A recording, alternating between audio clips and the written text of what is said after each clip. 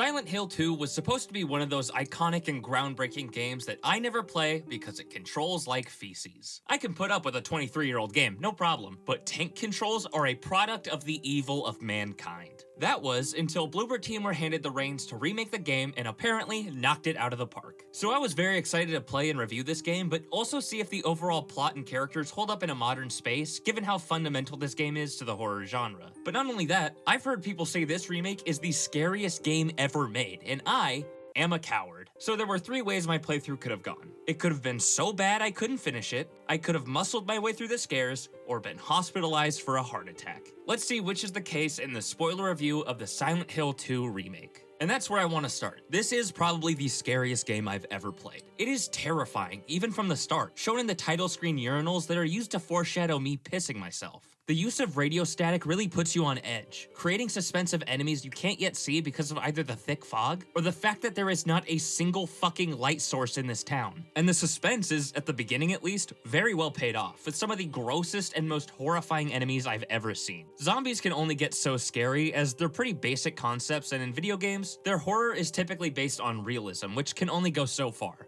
A wet, vomiting monster tightly sewn into a sack of its own skin is horrifying any day of the week.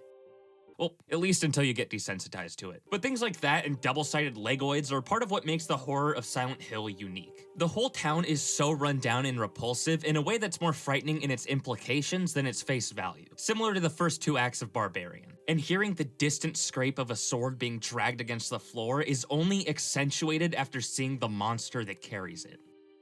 Until you realize what you're looking at. Yeah, this closet scene was very frightening, but only because James is just a normal-ass dude and has no way out. Once Pyramid Head walked away and James was out of danger, all I could think was, what the hell was that? It's just a normal-ass dude with a giant triangle on his head. If you look at how high his shoulders are, he's not even that tall. He just looks goofy. And I feel like that scene encapsulates my entire experience with Silent Hill 2. Playing for hours, timber shivering, shaking in my boots the entire time, and once I put down the controller, having trouble even remembering why I was scared. Granted, I was like hyper aware of my surroundings for 15 minutes when I was done, but that's because I was still in survival horror mode, where I was just making sure nothing would jump out at me. Nothing this game did to scare me actually stuck with me like other survival horrors have. This guy in the chair appearing once you climb back through the wall is suspenseful, but nothing comes of it. Getting chased by Pyramid Head is scary at first because of the music, but it has the same problem every other survival horror has where you sprint at a light jogging pace. Yeah,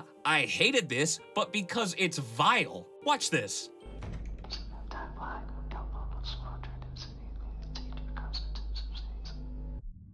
What the fuck even was that? That wasn't earned. Nothing came of that. It wasn't even warning me about enemies or anything. Even if you do want to scare me, make a doorway collapse or a vent fall. Use the environment I'm in. There is no environmental or lore excuse in this game to justify just whispering in my ear. Same thing happens where you'll be playing and a woman will just gasp out of nowhere. The horror of this game is earned at times, especially at the beginning, but as this game goes on, the scares have no lasting impact despite how intense they may be in the moment. You know what's real scary though?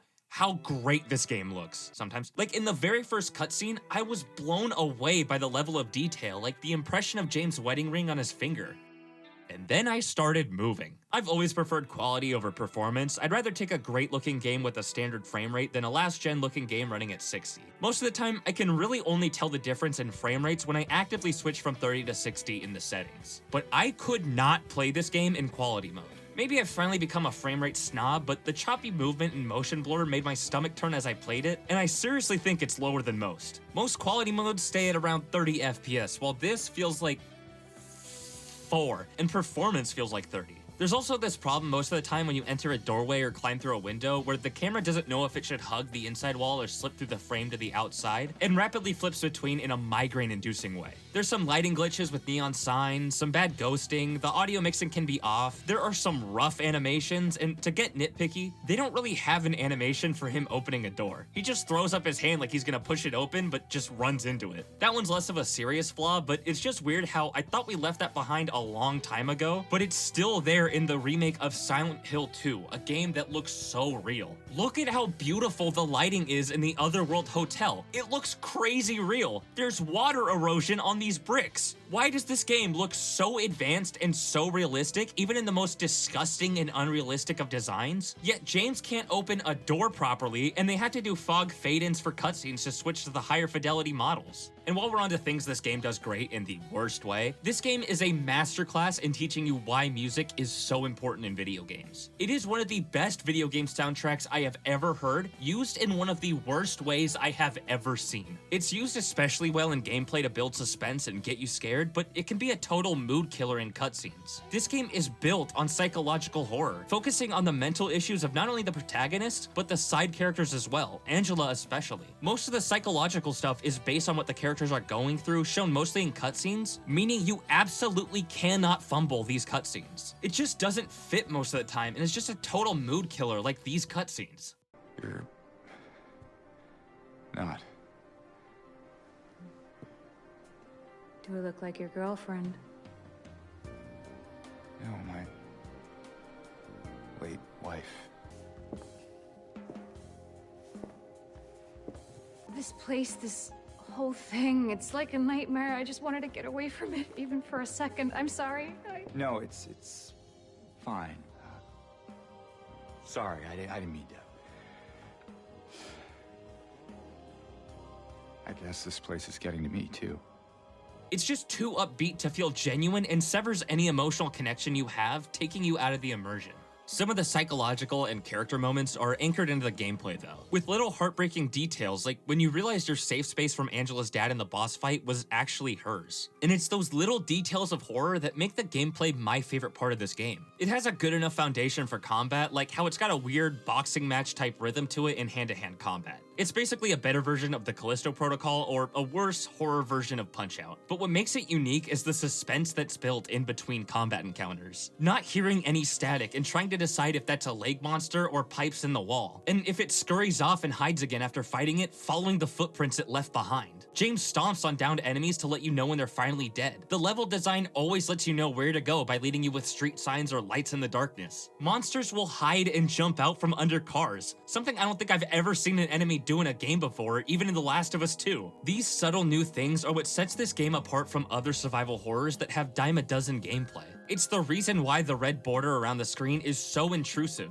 It's not even just combat either. A big problem games like this have is that they feel too video gamey. You have to find a key to find a key to find a key that opens a door to a room with a key, with stupid notes lying around with just enough exposition on them to half-heartedly explain why they're there. They're scavenger hunts. But this game's level design has a narrative to it, especially the puzzles, and in these situations, it genuinely feels like you're walking through the aftermath of someone else's story. The only time this doesn't apply is the prison sequence where you collect all the weights, which made me feel like my time was actively being wasted. My biggest concern though heading into Silent Hill 2 was the publisher, Konami. The original Silent Hill 2 came out only 3 years after another Konami game, Metal Gear Solid, which Psycho Mantis, second floor basement. has some less than optimal dialogue. So I really wanted to see just how much they'd improved in those 3 years. Second floor? Basement.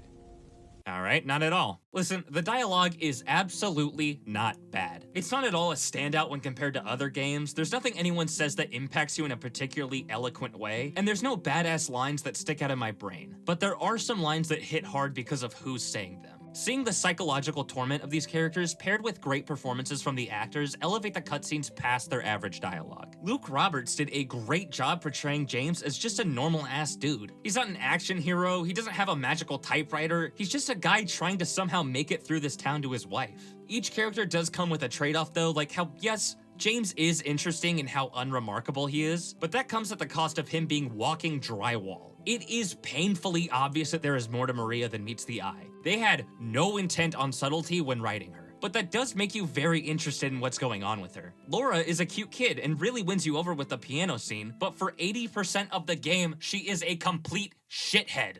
You sure this is where you left it? It's in the back, behind an old pipe. Laura?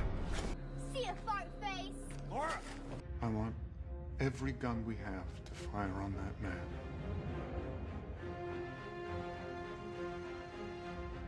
Do it.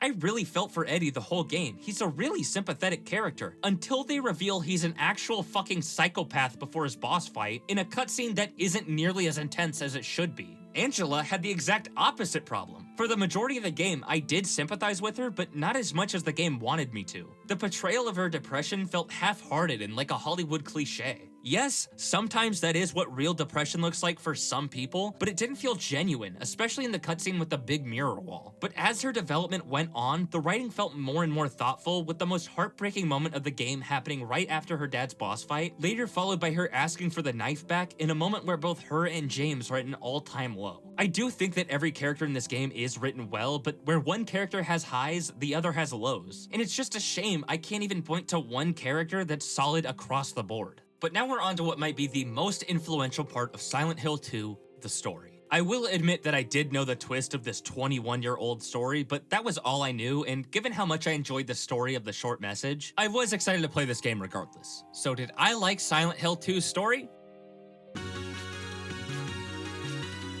Let me ask you something. Would that have pissed you off if you watched the whole video up to this point just to have my thoughts on the most important part of this game denied? At least you would have known what I thought of the rest of the game though, because in Silent Hill 2, it's the opposite. I got the main question answered, but almost everything else about the story that made it interesting remained a loose thread.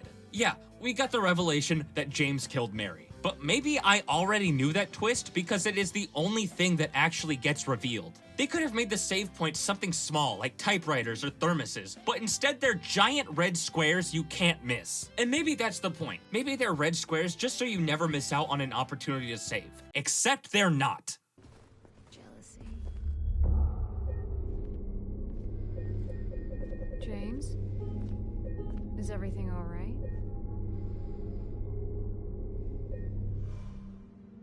Hey, you okay? It's like you froze for a second. Maria blatantly comments on them, meaning while she doesn't see them, James does, so they do have plot implications. But in the 23 years this game has existed, we don't have a concrete answer. Like, we know for a fact Pyramid Head is the manifestation of his guilt and need for self-inflicted punishment and justice for killing his wife. That explains why Pyramid Head doesn't kill him in the closet when he's cornered. It's a pretty airtight and consistent explanation. So long as you refuse to acknowledge the time Pyramid Head tried to fucking impale him, it's an inconsistent answer, but at least it's an answer. Something the save squares are lacking completely. Otherworld.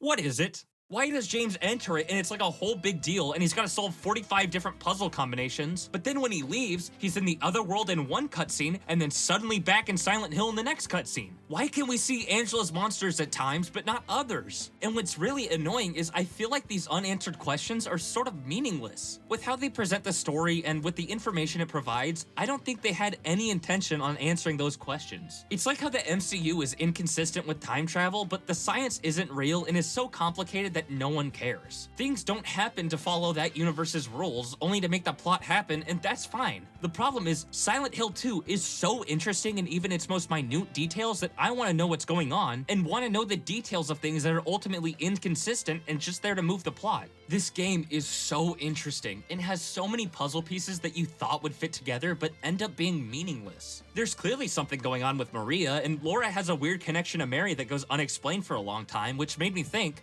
hold on, the doctor at the hospital has 3 patients. Are they all Mary? Did she have a split personality, one of them being her as a kid and the other being who she wants to be? And through that split personality, did James inadvertently kill 3 people? Nope. Maria is just a construct the town made through James' psyche, and Laura is just a random little girl. Like, Eddie killed a guy, James killed a guy, Angela can't remember what happened to her mom and talks about her brother and dad, she probably killed one of them. Why the fuck is Laura here? And then as I was playing, I realized, wait, Pyramid Head is probably a reflection of James, and Angela's dad is probably why she's here. Aside from those two, pretty much every enemy in this game is feminine to some degree. The female nurses, the legoids and sack thingies have high heels, and there are all those flashback items in Polaroids. Is this whole town, this whole tribulation James is going through, is this Mary torturing James in the afterlife? Is Mary making James atone for his sin in hell or purgatory? Nope. Town is just like that. The story of this game is just so frustrating because the seeds are planted so well for the murder twist. There are clues that are expertly placed to give you hints and tie into the ending, but there are also seeds and clues throughout this game that lead to absolutely nothing. On top of a lot of those clues leading to nowhere, there's also multiple endings. So when I thought, wow, this ending I got is dog shit, I thought that it was probably just that ending and the answers that I wanted are in the other endings. But no! None of the others provide any new information, just new conclusions. I'm honestly lucky I looked up the endings on YouTube instead of replaying the game again and wasting 15 hours to try and get a new one. To be fair though, that's not really the ending's fault. Those answers I wanted and never got should have come around the start or middle of the third act. Let's talk about the endings themselves.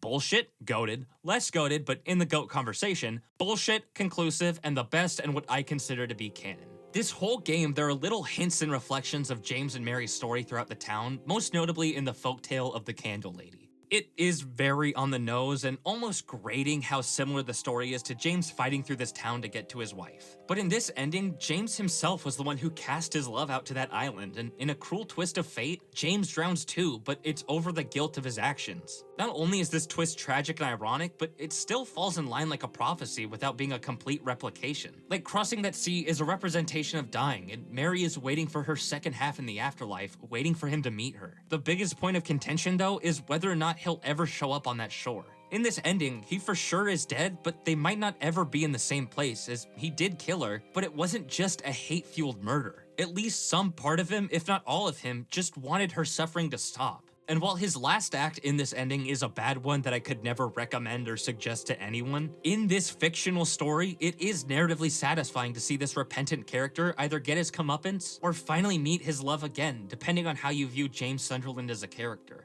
I was talking with my brother about what I could do better on YouTube because I always want to keep improving and make my next video better than the last. And one thing he said was that sometimes it seems like what I'm saying in the video and the flow of the script doesn't match the score at the end, and I can see that happening here. I'll just say it, it's a 7.5 out of 10. Editing card, throw the graphic up. And I feel like I really hammered this game by focusing on the negatives more than the positives, and it's not because Silent Hill 2 is a bad game, I just think it's very overrated, especially as someone who loves survival horror games, who hasn't played the original before, and as someone playing it in a time where gaming has sort of evolved past it, making its groundbreaking innovations seem run-of-the-mill.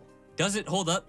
Kinda. It's still good, just not as good as some people think in my opinion. From the horror to the story to the gameplay, every single aspect of this game is good with an asterisk. Like I said with the characters, it's annoying that there's no part of this good game that's good across the board. Every part has a substantial flaw, and that's on top of the fundamental story problems I found in it. Like how many guns were shown and went unfired, and how many questions went unanswered, or the gaping plot hole that somehow the town of Silent Hill hasn't gone the way of Raccoon City. Bombed.